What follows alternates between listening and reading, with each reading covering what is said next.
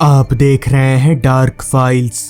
तो चलिए बढ़ते हैं आज की इस कहानी की ओर। साल 2001, तारीख 12 दिसंबर। घर में पलंग पर लेटे लेटे मैं यही सोच रहा था कि अब घर कैसे चलेगा, क्योंकि पिताजी का देहांत हो जाने के बाद अब घर में कोई कमाने वाला नहीं था और घर का बड़ा लड़का होने की वजह से घर चलाने की जिम्मेदारी अब मेरे सर पर आ गई थी। ऊपर से एग्जाम भी सर पर था।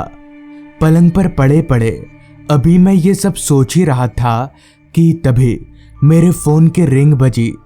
मैंने अपना फोन देखा तो मेरे दोस्त अजमल का फोन था। वही अजमल जिसे मैंने एक काम ढूंढने के लिए कहा था। कहीं फोन कट ना जाए ये सोचकर मैंने तुरंत ही फोन उठा लिया। तभी सामने से अजमल बोला, भाई एक काम ढूंढा है तेरे लिए, पर तू कर पाएगा? तभी मैंने अजमल से पूछा, हाँ क्यों नहीं कर पाऊंगा, क्या काम है बोल। तो अजमल बोला, एक कब्रिस्तान में रात के वक्त पहरेदारी करनी है, अच्छे पैसे मिल जाएंगे, पर करेगा तू? कब्रिस्तान का नाम सुनकर पल भर के लिए तो मैं भी कांप गया, मगर फिर मैंने सोचा इससे अच्छा काम मुझे नहीं मिल सकता, क्योंकि काम रात का था तो मैं दिन भर घर पर बैठकर एग्जाम की तैयारी कर सकता हूँ।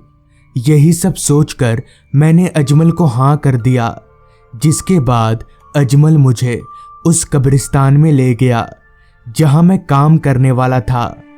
कब्रिस्तान मेरे घर से ज्यादा दूर नहीं था।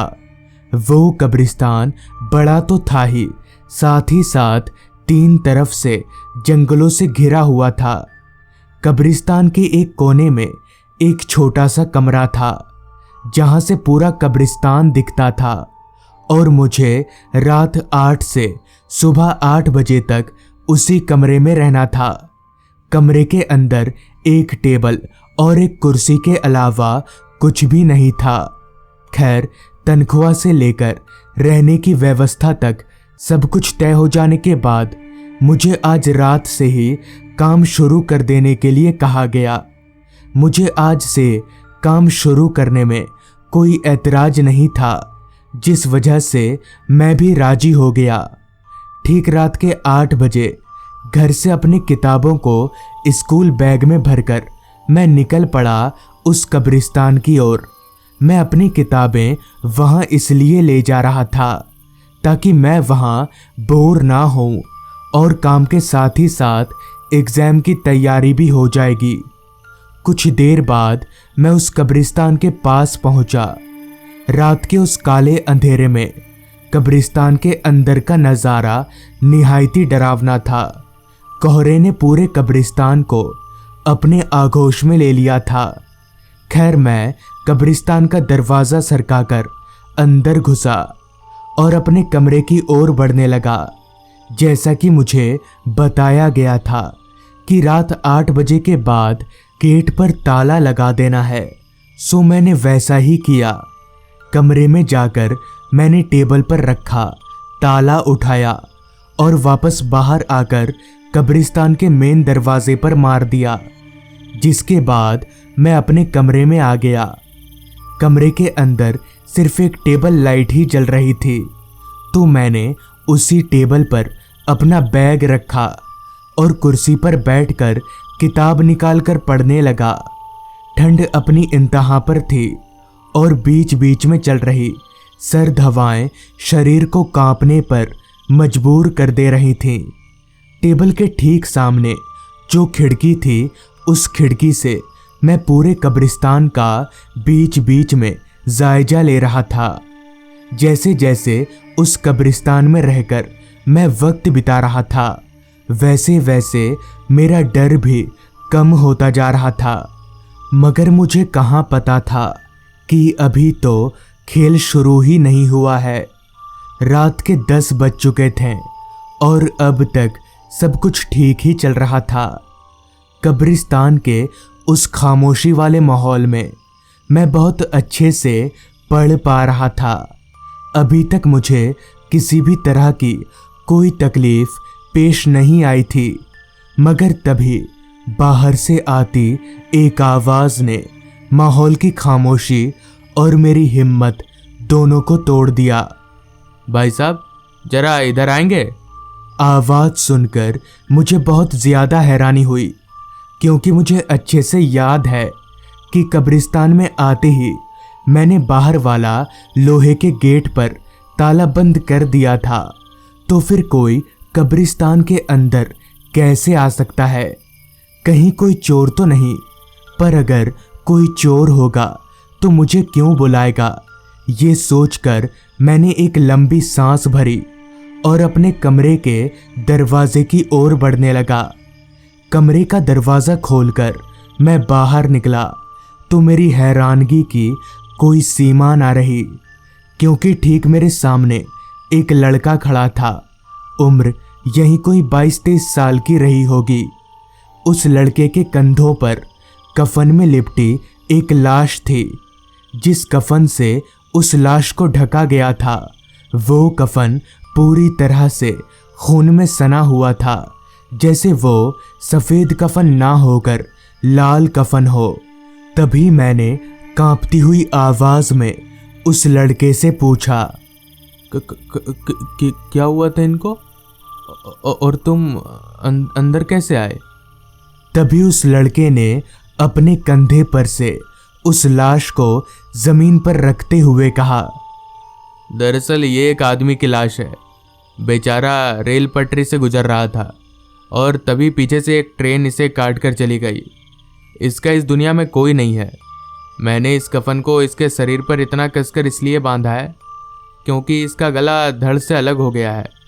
आप जरा मेरी मदद करोगे इस लाश को दफनाने में?